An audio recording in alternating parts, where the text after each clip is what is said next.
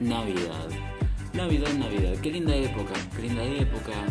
Hay un clima distinto, todo en familia, una mesa larga, todo alegre, mucha fiesta. Sabes que después, dentro de un par de días, una semana solamente, se viene el fin de año.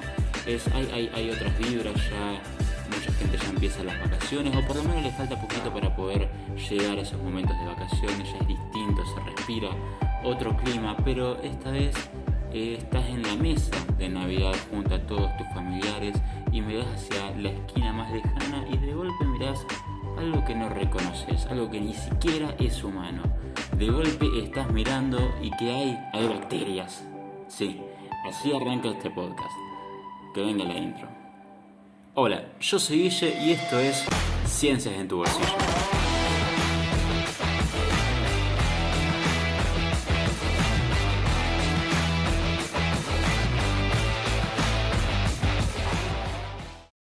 Bacterias. Una relación un poco confusa, malentendida, que dependiendo de donde vos la mires puede pasar de ser a la relación del amor más recíproco del que jamás hayas escuchado, a pasar de ser de un momento a otro la relación más tóxica de tu vida. No hay un parate en el medio. Puede ser una cosa o la otra. Pero como siempre, todo, mi querido oyente, depende de la perspectiva. Cuando yo te menciono la palabra bacteria, ¿qué es lo que se te viene a la cabeza? ¿Sería algo, un ser vivo? Sí, hasta ahí vamos. Algo muy chiquito.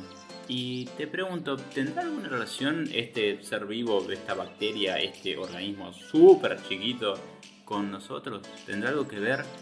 Y la verdad es que sí, te voy a contar que sí, que además de que también somos súper diferentes de las bacterias, hay muchos puntos que tenemos en común y la verdad es que se podría decir que evolutivamente estamos emparentados con ellos.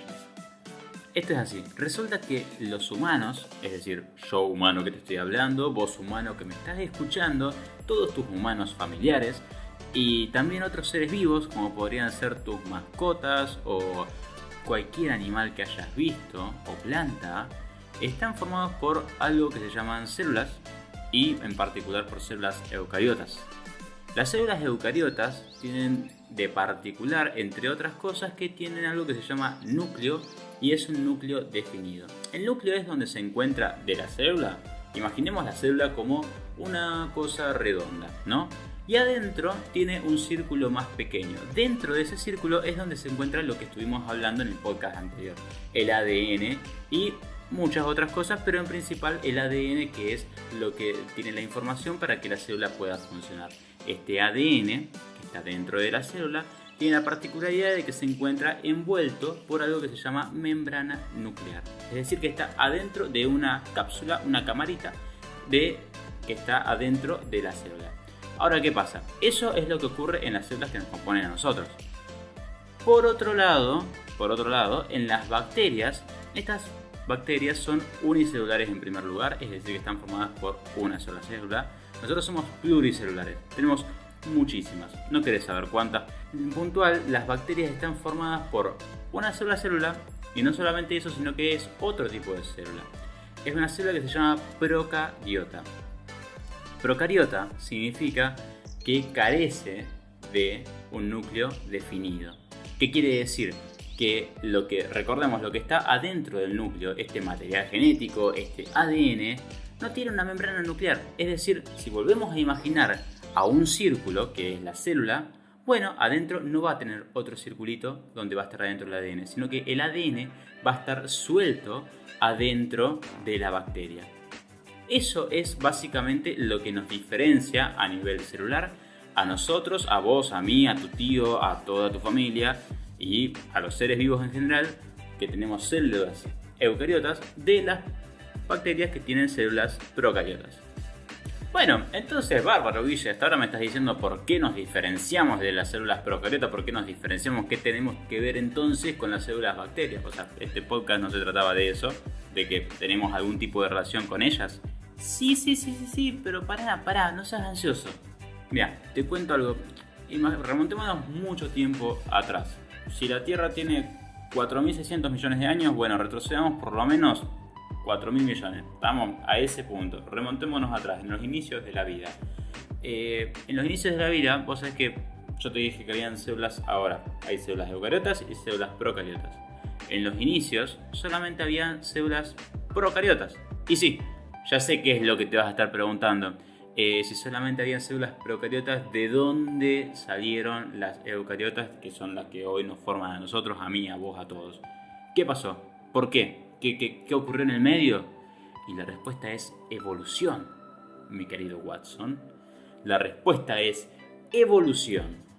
Y este cuestionamiento que te estás haciendo ahora vos en este momento, ¿de dónde salieron las células eucariotas?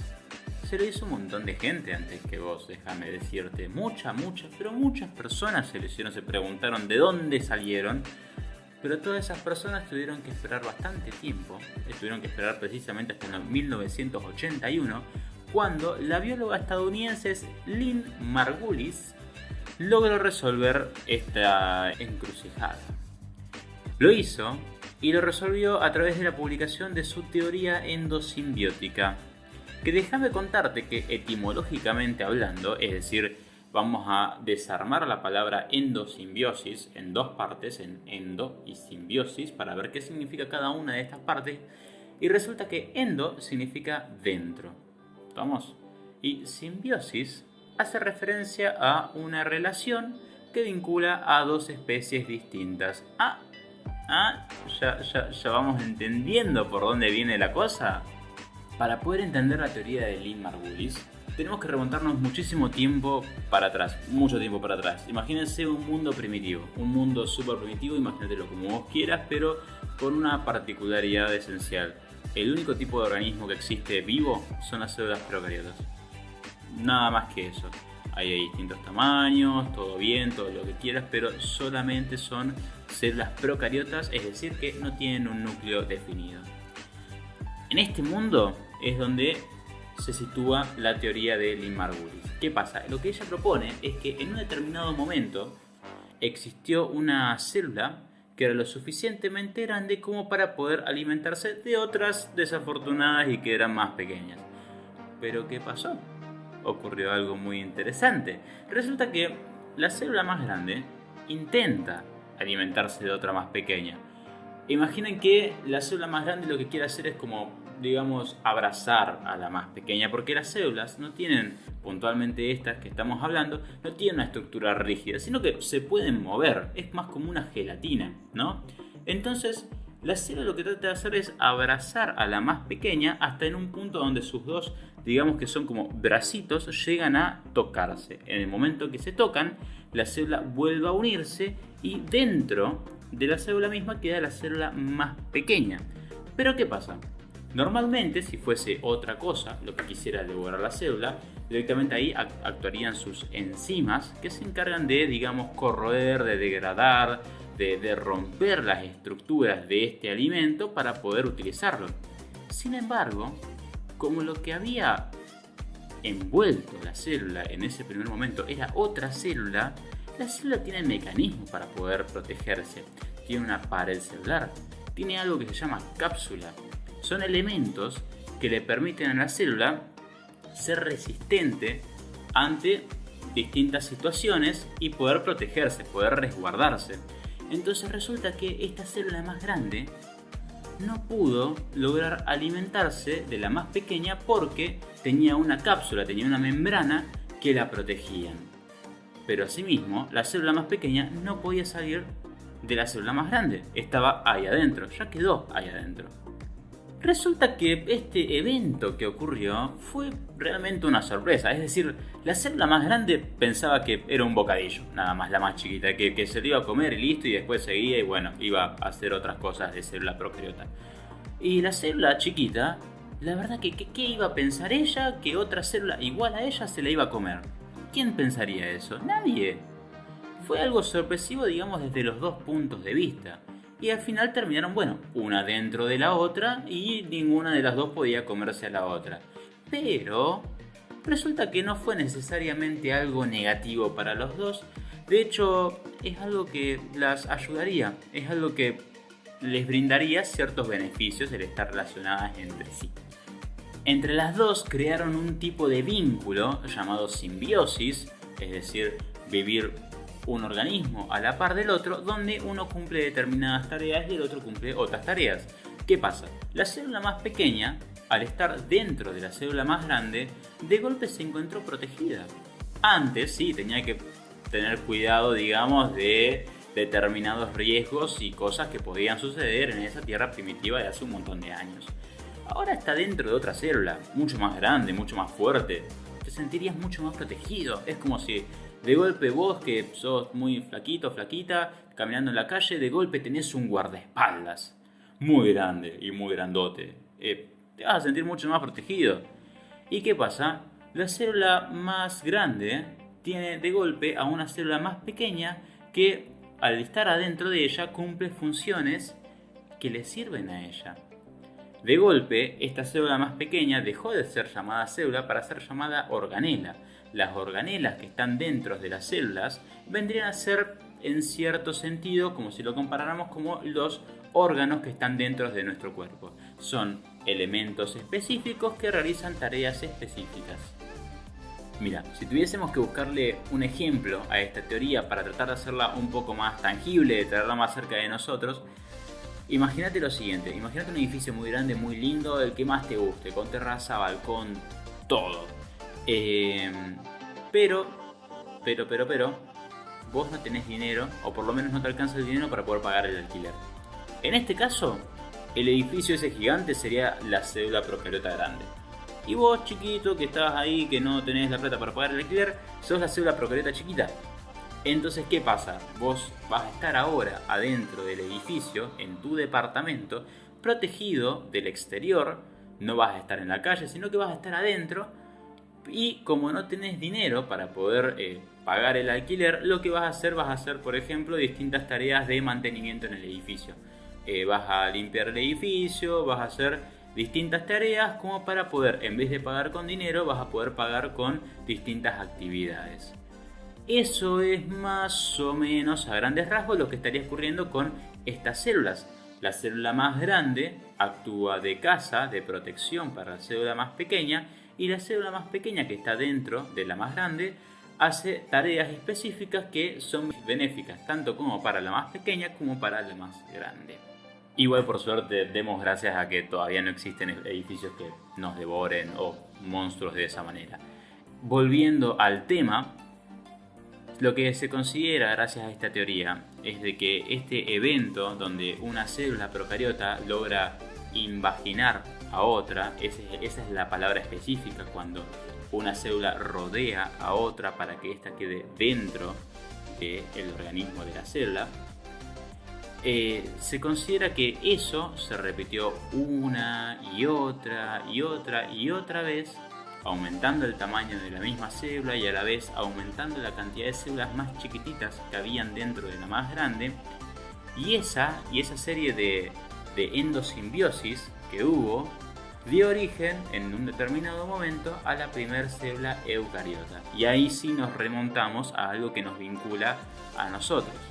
Nosotros estamos formados por células eucariotas, donde aparte de tener un núcleo donde está nuestra información genética, tenemos un montón de elementos que se llaman organelas. Las organelas, como te expliqué antes, vendrían a cumplir funciones específicas para la célula. Una organela hace algo, otra organela hace otra cosa distinta. Son distintos puntos específicos donde la célula reparte distintas tareas que necesita que se realicen. Lo que se entiende con esta teoría es que en un principio existió una célula procariota pequeña que luego creció, en un momento fagocitó, se comió a otra más chiquita, después a otra que también era chiquita, después a otra más chiquita y empezó a crecer, hasta que en un determinado momento esta célula ya dejó de ser procariota y se la consideró eucariota. Y entendemos hoy por hoy que de esta misma célula eucariota es de donde descenderíamos todos los organismos multicelulares, pluricelulares que somos hoy en día. Nosotros, vos, yo, humanos, mamíferos, animales en general, las plantas, vegetales, los insectos, todos, que estamos compuestos por células eucariotas, descenderíamos de esa primer célula eucariota que en realidad en un primer momento era una célula procariota, era una célula que no tenía un núcleo determinado y era muy distinto a la célula que nos componía a nosotros. Pero bueno, todo ocurrió así, por la evolución. Así que, humano, oyente, compañero, persona que me está escuchando, tengo que confirmarte en este momento que así como tenés otros parientes, como somos descendientes de tus padres, de tus abuelos, tenés vínculos con tus tíos, tus primos, tenés que sumar en la lista de parientes lejanos a las bacterias que nos rodean en nuestro día a día. Y la verdad, déjame decirte que las bacterias son muchísimos más cercanas que todos esos tíos y primos que nada más los visitas cuando hay una fiesta de Navidad, cuando una vez al año o menos. Así que mira, te invito a mirar tu brazo, tu piel, tu mano, tu cuerpo y déjame contarte que estás compuesto por cientos, miles, millones de bacterias que te ayudan todos los días a protegerte, a poder estar regulado con el ambiente, para poder las que estás adentro de tu cuerpo, para que puedas metabolizar toda la comida que vos comés. Ahí te ayudan un montón de bacterias. También para poder, esa comida que comes, así como te ayudan a metabolizarla, para que puedas expulsarla de la forma correcta, también hay bacterias ahí. Hay bacterias por todos lados. Igual, déjame contarte que si bien no todo es color de rosa, hay también algunas bacterias que en el lugar incorrecto pueden hacer cosas que son catastróficas para nuestro organismo y para nuestra salud. Pero bueno, tampoco nos pongamos tan en dramáticos. La salud y las bacterias son un tema que se vincula mucho y la verdad que es muy interesante. Pero lo vamos a dejar para un próximo podcast para poder tratarlo bien como corresponde. Por lo pronto, lo que mejor te puedo recomendar, antes que nada, es que vayas corriendo a lavarte las manos, que lo hagas bien, que siempre que te laves las manos lo hagas a conciencia, porque realmente no querés saber la cantidad de bacterias que hay en nuestros celulares. Eso es algo que te asustaría. Si en algún momento te encontrás con algún tema que quieras sugerir para que lo podamos tratar en alguno de los podcasts, no dudes en contactarme. Podés hacerlo por Instagram, guille.bio, o Twitter o Facebook, donde me vas a encontrar como Ciencias en tu Bolsillo. Así como también voy a estar leyendo siempre los comentarios de YouTube. Y bueno, eso es todo. Hasta la próxima. Yo soy Guillermo Ludeña y esto es Ciencias en tu Bolsillo.